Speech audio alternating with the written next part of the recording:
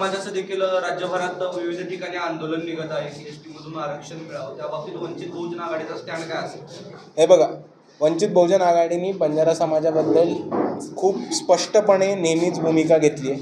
एवढंच नाही तर वंचित बहुजन आघाडीचा एक तांडा सामू चलो नावाचा एक कार्यक्रम आणि एक अधिवेशनसुद्धा वंचित बहुजन आघाडीने बंजारा समाजासाठी केलं होतं.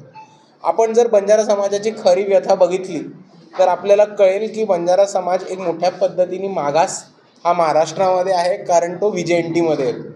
दुसऱ्या बाजूला जर आपण कर्नाटकाची परिस्थिती बघितली तर कर्नाटकामध्ये बंजारा समाज हा SCमध्ये येतो आणि तेलंगणा आणि आंध्र प्रदेशमध्ये बघितलं तर बंजारा समाज हा STमध्ये येतो.